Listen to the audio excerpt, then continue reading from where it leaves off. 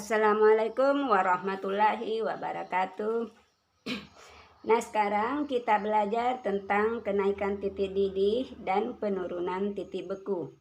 Titik didih zat cair itu adalah temperatur tetap pada saat zat cair mendidih. Suatu cairan mendidih apabila tekanan uapnya sama dengan tekanan uap udara luar. Nah, sekarang perhatikan di sini ada ibu gambar hubungan grafik antara suhu dan tekanan. Jadi di sini ada garis tebal, ya. Ini adalah garis titik didih pelarut air. Jadi air itu mendidih pada suhu 100 derajat Celcius, ya, 100 derajat Celcius. Pada tekanan 1 atmosfer atau 76 cm Hg. Kemudian jika ditambahkan zat terlarut atau urea, maka akan bertambah titik didihnya. Jadi disebut titik didih larutan, berada di sini, ya.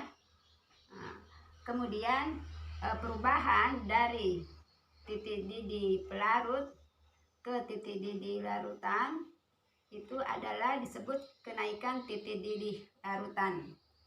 Jadi untuk menghitung berapa titik didih larutan, jadi kita harus menjumlah berapa titik didih pelarut ditambah dengan kenaikan titik didih larutan. Nah, oleh Rolle dirumuskan kenaikan titik didih sama dengan molal kali Kb, tetapan molal air, tetapan molal titik didih air, atau dijabarkan gram. Molal itu rumusnya gram per mr dikali 1000 per p dikali kb. Sekarang penurunan titik beku. Jadi di sini ada garis tebal. Ini adalah titik beku pelarut air. Jadi air membeku pada suhu 0 derajat Celcius, ya. Kemudian jika ditambahkan zat terlarut urea misalnya, maka titik bekunya akan semakin kecil. Jadi penambahan zat terlarut itu akan memperkecil titik didih larutan. Jadi titik beku larutan itu lebih kecil daripada titik didih pelarut, ya. Kalau titik didih larutan itu lebih besar daripada titik didih pelarut. Tapi kalau titik beku larutan itu lebih kecil daripada titik beku pelarut. Jadi begini, ya, kalau dikasih seperti ini. Kalau ini seperti, ya, ini, ya. Kemudian oleh Rolle dirumuskan untuk menghitung berapa penurunan titik beku larutan sama dengan gram, sama ini, ya, per mr dikali 1000 per p dikali kf, tetapan molal titik beku larutan. Untuk menghitung berapa titik beku larutan, jadi titik beku larutan itu sama dengan titik beku larutan yang di sini, ya.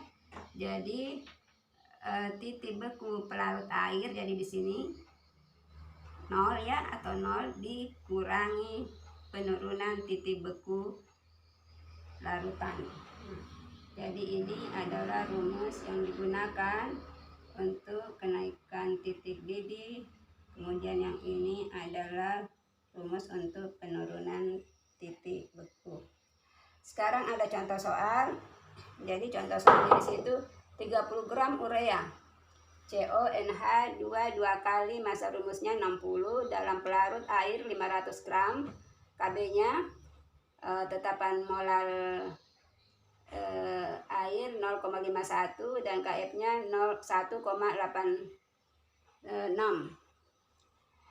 Yang ditanyakan berapa titik didih larutan dan berapa titik beku larutan. Jadi kita harus cari dulu berapa kenaikan titik didih. Jadi kita cari dulu ini ya, berapa kenaikan titik didih larutan. Sudah ada rumusnya, kita masukkan saja berapa masanya. Jadi 30 gram per 60 dikali 1000 per, ini ada massa pelarut air 500 ya, dikali dengan KB nya, jadi kali dengan ini sama dengan 0,51 diperoleh 1/2 dikali 2 dikali 0,51, maka diperoleh di sini 0,51 derajat Celcius. Ini adalah kenaikan titik didih larutan. Jadi dari sini ke sini ya, kenaikannya 0,51 derajat Celcius. Sekarang berapa titik didih larutan? Yang ditanyakan di sini berapa di sini titik didihnya. Jadi harus untuk menghitung berapa titik didihnya, TB-nya sama dengan ini ya, titik didih pelarut. Titik didih pelarut ditambah dengan kenaikan titik didih larutan, delta TP sama dengan 100 derajat Celcius titik didih air ditambah dengan ini 0,51 derajat Celcius sama dengan 100,51 derajat Celcius. Nah, sekarang yang titik beku larutannya berapa? Titik beku larutan kita harus cari lagi berapa penurunan titik beku dulu. Jadi delta TB, delta TF sama dengan, sama aja pakai rumus yang ini, gram 30 per 60 dikali 1000 per 500 di volume. Ini massa pelarutnya dikali dengan KF nya tadi ada 1,86. Jadi hasilnya sama dengan 1,86 derajat Celcius. Nah, sekarang yang ditanyakan berapa titik didih titik beku larutan. Jadi untuk mencari titik beku larutan adalah titik beku larutan sama dengan titik beku di sini ya. Yang ditanyakan ini berapa titik beku larutan. Jadi untuk mencari titik, tadi kan sudah didapat ya berapa penurunan titik bekunya. Jadi untuk mencari berapa titik beku larutan, maka titik beku pelarut air dikurangi penurunan titik beku larutan.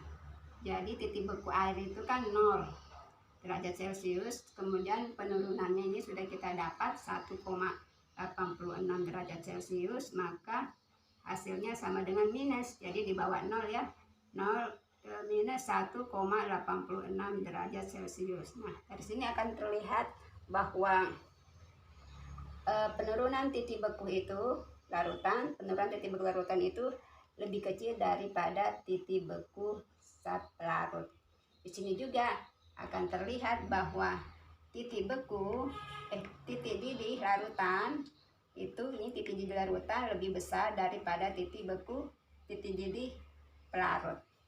Nah, dari sini semoga bisa dipahami ya. Sekian, wassalamualaikum warahmatullahi wabarakatuh.